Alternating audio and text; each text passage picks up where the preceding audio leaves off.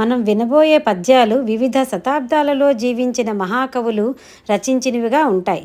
హులక్కి భాస్కరుడు నుండి విశ్వనాథ సత్యనారాయణ, జంధ్యాల పాపయ్య శాస్త్రి వరకు అనేక మంది కవులు ఒకే రామకథను తమ తమ దృష్టికోణంలో తమ ప్రత్యేకమైన శైలిలో అద్భుతంగా వర్ణించారు. ఈ పారాయణంలో భాస్కర రామాయణం, పోతన భాగవతం, రామాభ్యుదయం, మొల్ల రామాయణం, దాశరథి శతకం, రామాయణ కల్పవృక్షం వంటి ప్రముఖ గ్రంథాల నుండి కొన్ని పద్యాలను వినబోతున్నాం. ఈ కార్యక్రమం యొక్క ఉద్దేశం ఒకే కథ అయిన రామకథను వివిధ కాలాల్లోని కవులు ఎలా భిన్నంగా, ఎంత అందంగా వర్ణించారో తెలుసుకోవడం. ఈ పద్యాల ద్వారా తెలుగు సాహిత్య సంపదలోని వైవిధ్యం, కవుల ప్రతిభ, భక్తి మరియు భావ ప్రకటన మనకు స్పష్టంగా అనుభూతి అవుతుంది.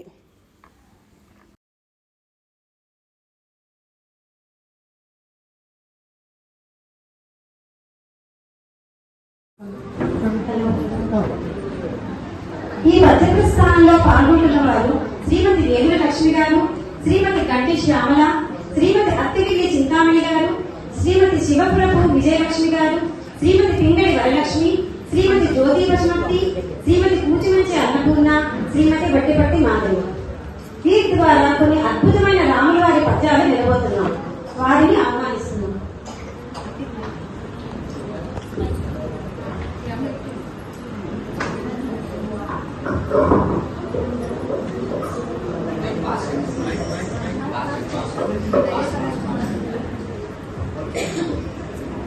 సరస్వతి స్వరూపమైన సభకు నమస్కారం. సభాసదులందరికీ శ్రీరామనవమి శుభాకాంక్షలు. మన సంస్కృతిలో కౌసల్య సుప్రజారామం అనే వాక్యం లేవగానే స్మరించుకుంటాం, సుప్రభాతము పెట్టుకుంటాం. అష్టాక్షరి మంత్రంలో రా అనే అక్షరం, పంచాక్షరి మంత్రంలో మా అనేది కలిగి రామ అయింది. అంటే శివకేశ్వర స్వరూపం, శివకేశ్వర స్వరూపం రాముడు. రామాయణం అంటే రాముని గమనం, అంటే గమనం అంటే ప్రవర్తన. రామో విగ్రహవాన్ ధర్మ అనేది వాల్మీకి రామాయణంలో చెప్పబడింది. రాముడు మూర్తీభవించిన ధర్మస్వరూపుడు. శ్రీరాముడు భారతీయ సంస్కృతికి ప్రతీకగా ధర్మ మార్గాన్ని తాను అనుసరించి మానవాళికి చూపించిన ఆదర్శమూర్తి. అతి చిన్న వయస్సులో విశ్వామిత్ర మహర్షి యాగరక్షణకు తండ్రి పంపించగా వెళ్ళిన వినయమూర్తి. సహనం, సత్యం, న్యాయం, ధర్మం, కరుణ ఇవన్నీ అతని స్వభావ లక్షణాలు. దశరథ మహారాజు కైకేయి ఇచ్చిన వరాలకు బదులుగా తండ్రి మాట నిలబెట్టుటకు రాజ్యాన్ని, రాజ్యభోగాల్ని వదిలి 14 సంవత్సరాలు వనవాసానికి వెళ్ళడం రాముని విధేయతకు, పితృవాక్య పరిపాలనకు నిదర్శనం. సోదరులపై అపారమైన ప్రేమ, తల్లిదండ్రులు, పెద్దలు, గురువులపై గౌరవము మొదలు సన్మానాలు, ఇవన్నీ శ్రీరామచంద్రుడు మనకు నేర్పిన ఆదర్శవంతమైన స్వభావాలు. ఆ కాలంలో ఎందరో రాణులు ఉండేవారు, రాజులు. కానీ అది తప్పు కాదు. కానీ సీతను తప్ప మరే స్త్రీని కన్నెత్తి చూడని ఏకపత్తి నివ్రతుడు శ్రీరామ. అతని కఠోర నియమానికి ఇది తార్కాణం. శరణ్ కోరి వచ్చిన విభీషణుని, అనగా శత్రు సోదరిని ఆదరించిన శరణాగత రక్షకుడు. రాముని జీవితం మనకు కర్తవ్య నిష్టను నేర్పుతుంది. మానవులకే కాదు, ప్రతి ప్రాణిని ప్రేమతో, కరుణతో పాలించిన ప్రభువు. ఉదాహరణకు జటాయువుకు దహన సంస్కారాలు చేశాడు శ్రీరామచంద్రుడు తమ చేతితో. హనుమంతుని కౌగలించుకోవడం, భరతుని వంటి వాడు నాకు, భరతుని వంటి సోదరుని నువ్వు అని చెప్పి హనుమంతుని కౌగలించుకోవడం, సుగ్రీవ మైత్రికి బదులుగా అధర్మపరుడు అయిన వారిని వధించిన ధర్మప్రభువు. రాముని పరిపాలన యుగాలు దాటిన రామరాజ్యంగా ఈనాటికి ఆదర్శప్రాయంగా.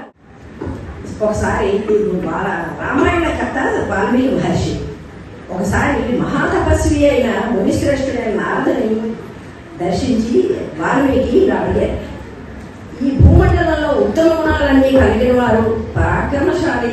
ఉత్తమ గుణాలను 16 గుణాలు ఇందులో చెప్పబడ్డాయి.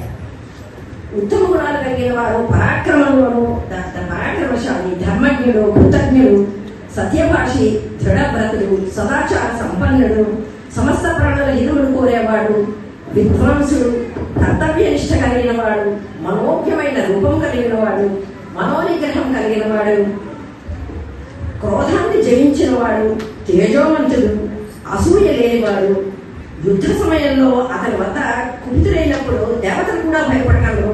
అటువంటి పరాక్రమం కలిగిన వారు ఎవరైనా ఈ భూమండలంలో ఉన్నారా అని అడుగుతారు. అంటే అప్పుడు నారద మహర్షి ఇలా జవాబు చెప్తారు. ఇది మనకి సంక్షిప్త రామాయణంలో చెప్పబడింది. అందులో కొంచెం శ్లోకాలు విందాం. నారద మహర్షి చెప్పిన వాక్యాలు. ఇక్ష్వాకువంశ ప్రభవో రామో నామ జనై శ్రుతః నియతాత్మా మహావేద్యో ధృతిమాన్ వశీ బుద్ధిమాన్ నీతిమాన్ వాగ్మీ శ్రీమాన్ శత్రునిబర్హణః విపులాంసో మహాబాహు కంబుగ్రీవో మహాహనో మహోరస్కో మహేశ్వాసో గూఢజత్రురరిందమః ఆజానుబాహుస్సు శిరాస్సు లలాటస్సు విక్రమః సమస్సమ విభక్తాంగ స్నిగ్ధవర్ణ ప్రతాపవాన్ పీనవక్షో విశాలాక్షో లక్ష్మీవాన్ శుభలక్షణః. ఇవన్నీ అతని రాముని తాలూకు ఆకారం, అతని తాలూకు సౌందర్యం గురించి వర్ణన. ఇక మీద పరాక్రమం, అతని స్వభావాలు, సద్గుణాలు.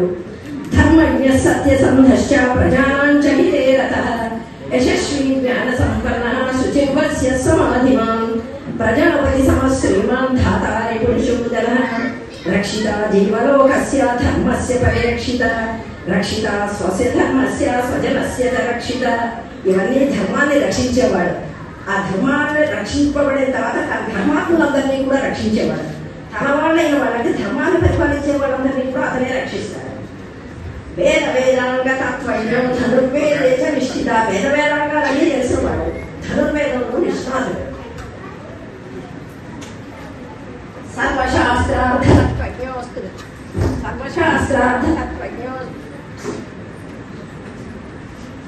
సర్వశాస్త్రార్థతత్వజ్ఞో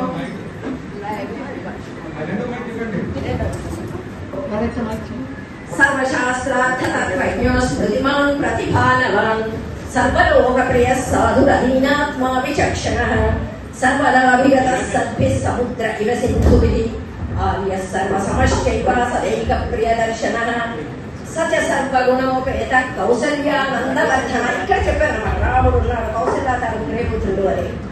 కాలాగ్ని సదృశ క్రోధే క్షమయా పృథివీపతి.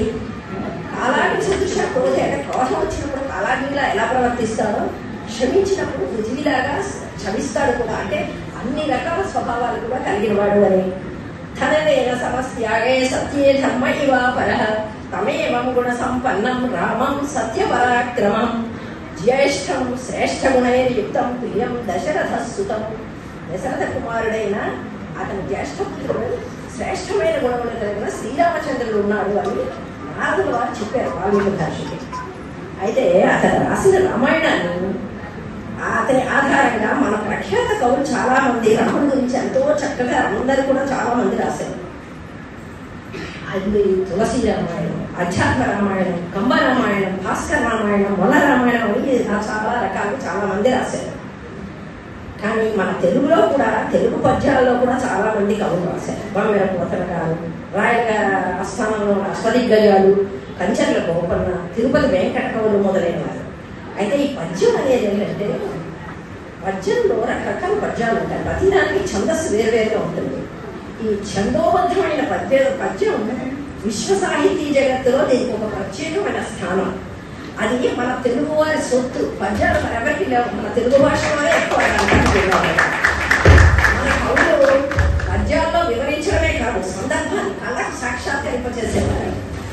అలాంటి వాటిలో ఈ ఆధునిక కవులు కూడా విశ్వనాథ సత్యనారాయణ గారు రామాయణ కల్పవృక్షం రాశారు కదా, అలాగే పివి నరసింహారావు గారు, ఉషశ్రీ గారు, కరుణశ్రీ జంధ్యాల పరమేశ్వర శాస్త్రి గారు, అంటే కరుణశ్రీ అనేది కలం పేరు. ఇలాంటి ఆధునిక కవులు కూడా రాముడి గురించి చక్కటి వర్ణన చేశారు. కొన్ని పద్యాలు మనం ఈరోజు స్మరించుకుందాం. ఈ మొత్తం రామాయణం అంతా ఒకే ఒక శ్లోకంలో కూడా మహర్షి మనకు అందించారు.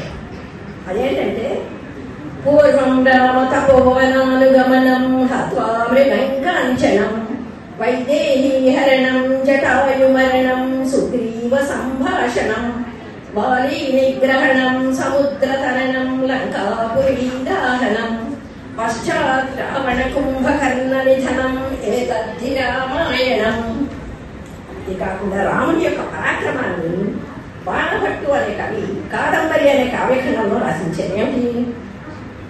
విజేతవ్యాలంక చరణతరణీయో జలధి విపక్ష పౌలస్యో రణభువిక సహాయోచ కపి తథాప్యేకో రామ సకలమలదై ద్రాక్షసకులం క్రియాసిద్ధి సత్వే భవతి మహతాం నోపకరణే. అంటే విజేతవ్య లంక అంటే లంకను జయించాలి. తర్వాత చరణధరణీయో జలధి సముద్రాన్ని దాటాలి. ఎలాగా మామూలుగానే వెళ్ళాలి. అప్పుడు ఇటువంటి సేతువులు కానీ మన విమానాలు కానీ హెలికాప్టర్లు కానీ పరికరాలు ఏమీ లేవు. ఎలాగ నడిచి వెళ్ళి దాటాలి? విపక్ష పౌలస్తి. విపక్షం అంటే శత్రువు స్థానంలో రణభూమిలో ఉన్నవాడు, రణరంగంలో ఉన్నాడు. పౌలస్తి అంటే రావణ బ్రహ్మ. పులస్తిని తనకు పులస్తి బ్రహ్మ తనకు మనవడు పౌలస్తి. రావణాసుడు ఎటువంటి మహానుభావుడు అంటే గొప్పవాడంటే అష్టదిక్పాలకుల్ని, నవగ్రహాల్ని, పంచభూతాల్ని జయించి తనకు స్వాధీనంలో ఉంచుకున్నవాడండి. అంత గొప్పవాళ్ళని జయించడం అనేది సరళ మాట కాదు. అయితే అలాంటి వాడు విపక్ష పౌలస్త్య. తర్వాత యుద్ధంలో సహాయకుడుగా ఉన్నవాడేమో వానరుడు, రాముడు ఉన్నవాడు. కానీ సహాయానికి చేసేది కప్పులు అంటే వానరాలు. తథాప్యేకో రామ, రాముడు ఒక్కడే అందులో పెద్ద ఇవన్నీ నేర్చుకుని చేయగలిగిన వాడు. కానీ అవతల సకలమది రాక్షస కులం. అతనికి మాత్రం రాక్షస కులం, పెద్ద పెద్ద రాక్షసులు అందరూ పెద్ద సైన్యం ఉన్నారు అతను. అని క్రియాసిద్ధి సత్వే భవతి మహతాం నోపకరణే.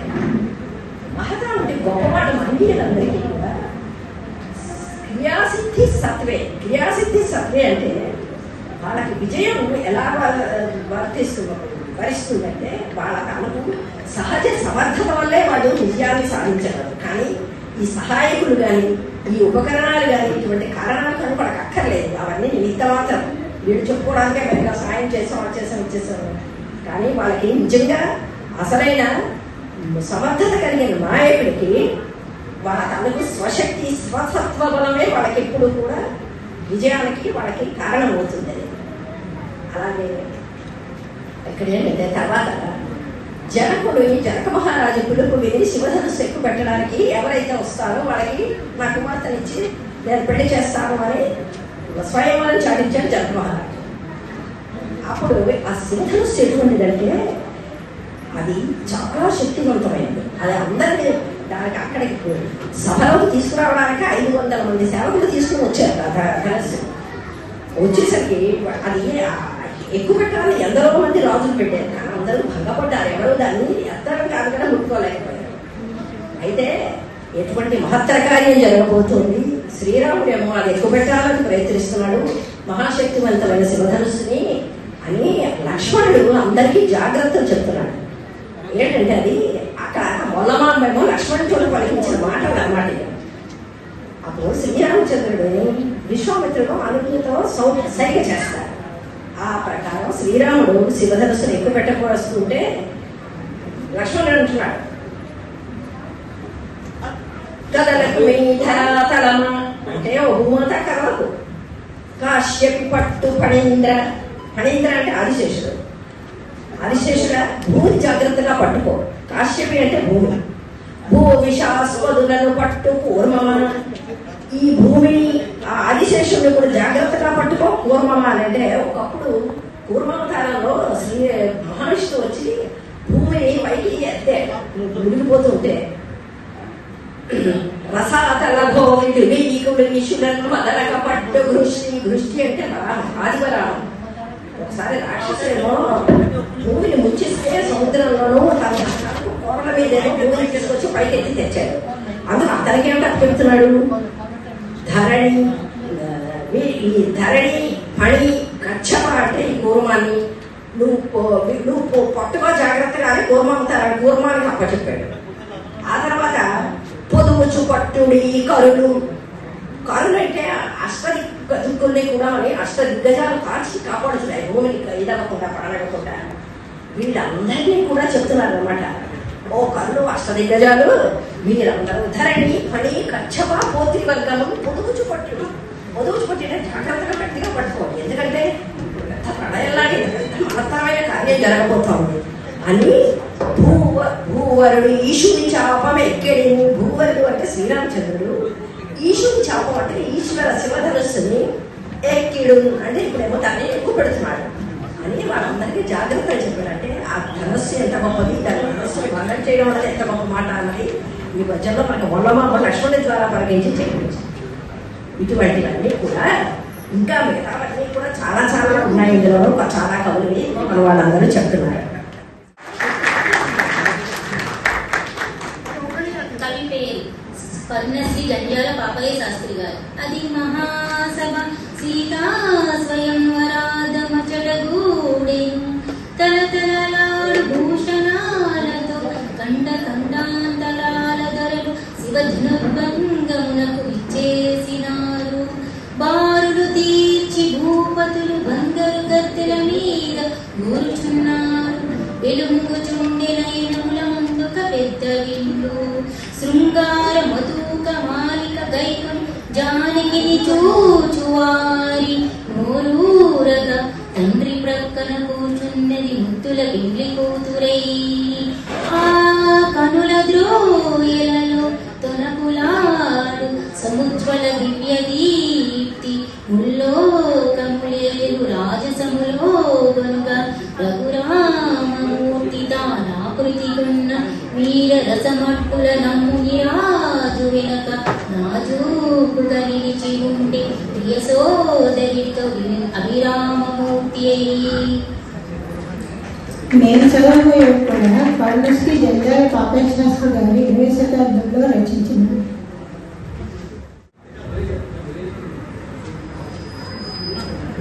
స్వాగతమో స్వయంవర సమాగత రాజకుమారులారా, మీ ఆగమనము చే హృది ప్రహర్ష పరిప్లుతమయ్యే.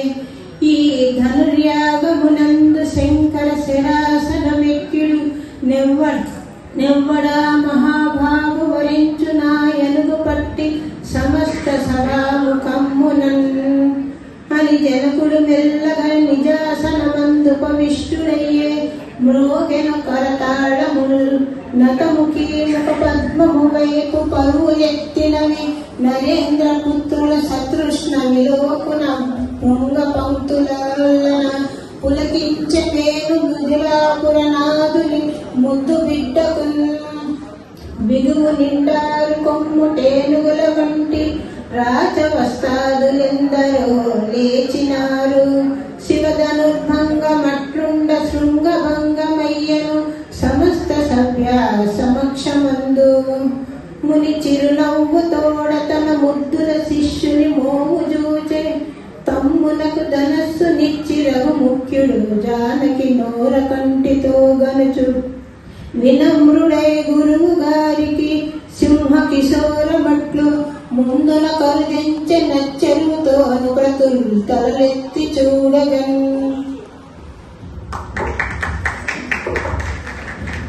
20వ శతాబ్దంకు చెందిన కరుణశ్రీ అనే కళా పేరుతో జంధ్యాల పాపయ్య శాస్త్రి గారు రచించిన ఉదయశ్రీ అనే ఖండకావ్యంలోని పద్యాలు.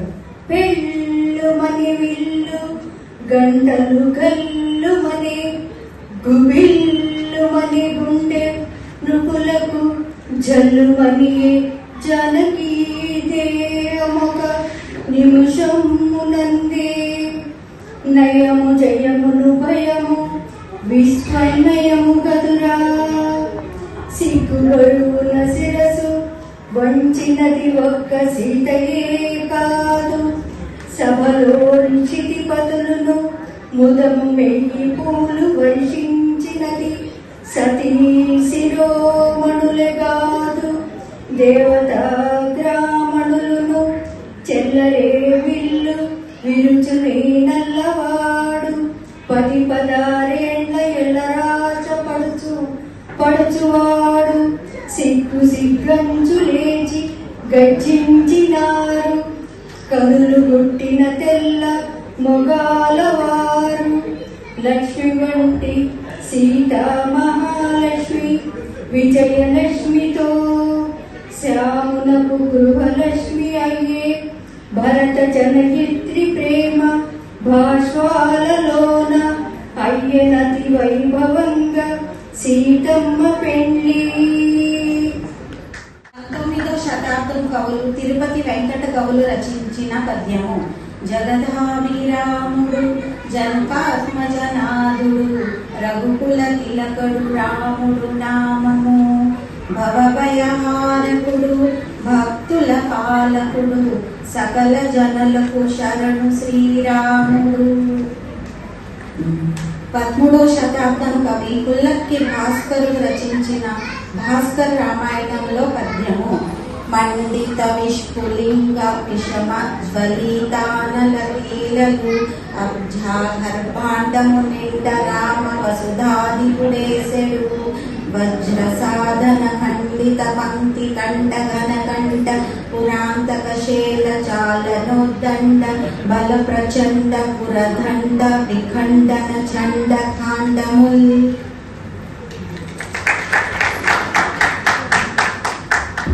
20వ శతాబ్దం నాటి శ్రీ విశ్వనాథ సత్యనారాయణ గారు రచించిన పద్యంలో మొదటి పద్యం. మూడెల్ల రామభద్రుడు ధారుని నేతకును ఋషికి తల్లికి శిశువును శ్రీరామచంద్రుడయ్యను తారకమయ్యను సమస్త ధరణి ప్రజకును. మరొక పద్యం. మరణిదేల రామాయణం బండచో ఈ ప్రపంచం నెల్లవేళ తినుచున్నన్నమే తినుచున్నదిన్నాళ్ళు తన రుచి బ్రతుకు తనదే తన రుచి బ్రతుకులు తనవిగాను చేసిన సంసారమే చేయుచున్నదన్నది తనదైన అనుభూతి తనదిగాను తలచిన రామునే తలచెదరు నేను నా భక్తి రచనం నా విధాన. కవి ప్రతిభలో నుండు కావికత సుధాంశములందు 90 పాలు ప్రాతి పశ్చిమ తమ్మున రసం వీరెట్లు గోపది నవకథా ధృతిని మించి.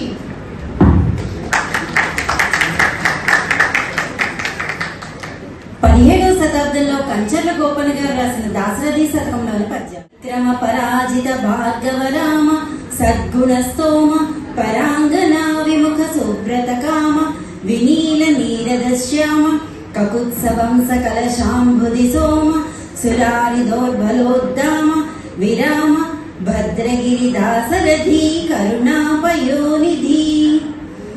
భండన భీముడాత్త జన బాంధవుడు ఉజ్వల బాణతోణ కోదండ కళా ప్రచండ భుజ తాండవ కీర్తికి రామమూర్తికిన్ రెండవ సాటి దైవమిక లీడనుచున్ గడగట్టి భేరికా డాండ నినదంబుల జాండము నిండ మత్త వేదండము నెక్కి చాటెదను దాశరథి కరుణాపయోనిధి.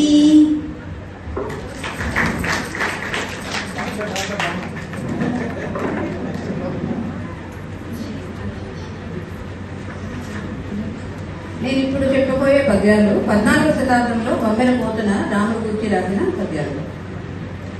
మెరుగు చెంగటనున్న మేఘంబు కైవడిన్ ఉవిద చెంగటనుండ నొప్పువాడు చంద్రమండల సుధాసారంభు పూరిత ముఖమునన్ చిరునవ్వు మొలచువాడు వల్లీయుతమాల వసుమతీజము భంగిన్ పలువిల్లు మూపునం వరగువాడు నీలనగాగ్రగన్నిహిత భానుని భంగిన్ ఘన కిరీటము తలం కలుగువాడు పుండరీక యుగమున్ పోలు కన్నులవాడు వెడగయురమువాడు విపుల భద్రమూర్తివాడు రాజముఖ్యుడొక్కరుండు నా కన్నుగవకు నీ ఎదుర కానబడియే నల్లని పద్మనయనంబులవాడు మహాసుగంబులను విల్లును దాల్చువాడు కడు విప్పగు వక్షము వాడు మేలుపై జల్లెడువాడు నిక్కిన భుజంబులవాడు యశంబు దిక్కులం జల్లెడువాడు నైన రఘుసత్తముడి కృతమా కవీష్టముల్.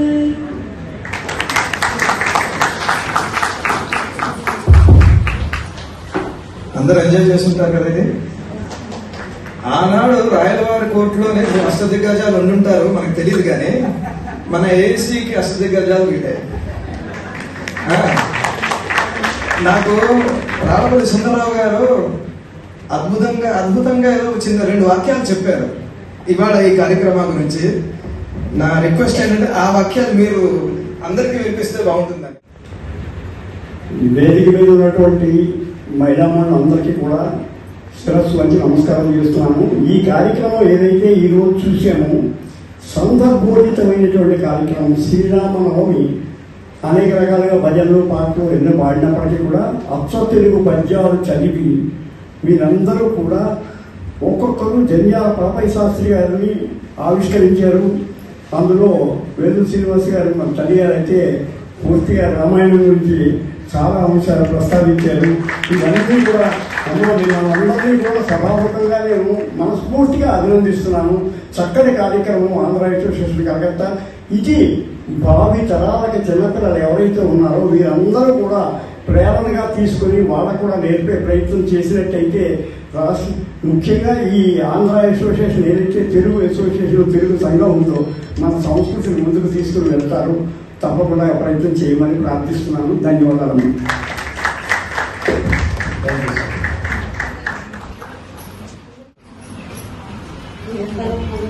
ధన్యవాదాలు. పద్యాలను ఎంతో చక్కగా చదివారు కదా. వెనక నుండి ఎంతో శ్రమ తీసుకొని ఈ కార్యక్రమం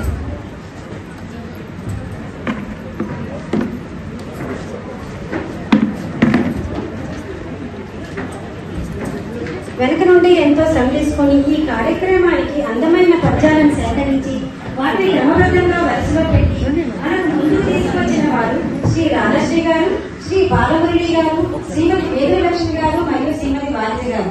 వారికి మా హృదయపూర్వక ధన్యవాదాలు. వారందరికీ మరొకసారి మన అందరి తరఫున ప్రత్యేక కృతజ్ఞతలు తెలుపుతున్నాము. సభ్యులందరినీ సమకూర్చి మన కార్యక్రమం విజయవంతంగా నిర్వహించడానికి మనకు సహాయం చేసిన వారు శ్రీమతి వేదుల సుధామాధవ్ గారు. వారిని ఇప్పుడు సత్కరించడానికి శ్రీమతి డాక్టర్ మంజు గారిని ఆహ్వానిస్తున్నాము.